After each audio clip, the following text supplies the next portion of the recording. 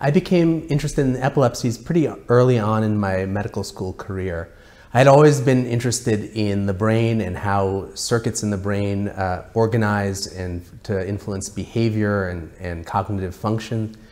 And when I was in medical school, I became interested in how brain cells synchronize and create rhythms in the brain. And that interest led me to be interested in the neurobiology of epilepsy.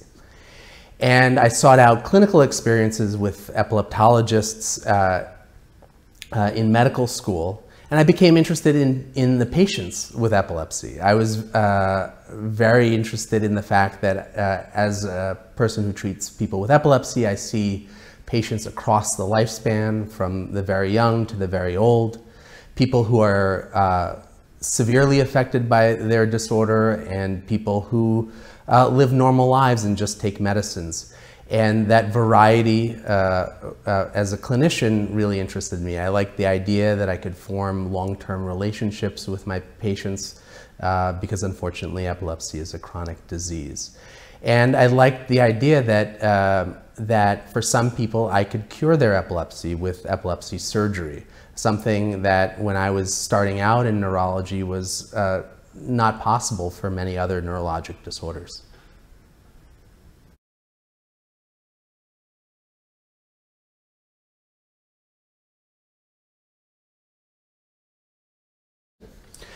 So, you know, we're very fortunate in the United States that there really aren't limitations in the treatments that are available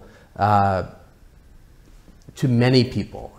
You know, most marketed epilepsy medications are available in the United States. Many surgical and neuromodulation therapies are available. But the big problem in the United States is accessing those therapies. It's a very complicated and fractured healthcare system with public and private components, and the types of medications and the types of therapies that patients can access often has more to do with what sort of medical insurance they have, where they live, their economic circumstances, and unfortunately, even their racial and ethnic groups. You know, for instance, epilepsy surgery is widely available in the United States. There are over 260 comprehensive epilepsy centers in the United States, but they're very concentrated in urban areas and in some parts of the country. And many patients with epilepsy, even those with drug-resistant epilepsy, don't have access to epilepsy specialty care, don't have access to new medications, don't have access to new diagnostics and epilepsy surgery because they don't live near an epilepsy center. They're not in a part of the country where the referral networks include an epilepsy center, or their circumstances preclude them from getting that specialty care.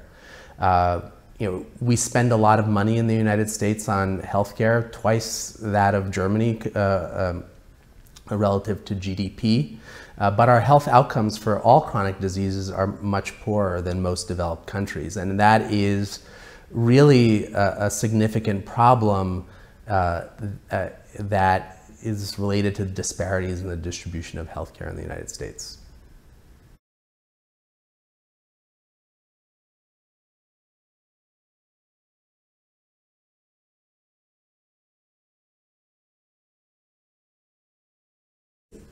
I think the most important thing that neurologists should know is that epilepsy therapeutics is a very active area of research and development. Some estimates suggest that there are over 100 new therapies that are in preclinical or clinical development for treatment of the epilepsies, and which should make everybody very optimistic that we will continue to make progress in treating the seizures, the comorbidities of epilepsy, and maybe even one day come up with disease-modifying therapy. I think an important change in recent years has been the approval of two medications, cenobamate and fenfluramine, which are two anti-seizure medications which have shown, at least in clinical trials, dramatically high levels of efficacy compared to prior therapies. And that should give us the confidence that we're able to, we will be able to achieve breakthroughs in treating drug-resistant epilepsy. The problem is, with so many therapies in development, there's going to be a big bottleneck in testing those therapies and making sure they can get to patients in a timely fashion. So we need to be innovative in how we identify the most promising compounds to move forward in the later, costlier, slower stages of clinical testing. So we need better proof of concept studies that in early stage clinical development can tell us which therapies are going to be most likely to succeed. And when it comes to epilepsy regulatory trials, we need trials that are efficient and very patient friendly, that we're not competing for patients to enroll in trials which serves to slow down the speed of drug development.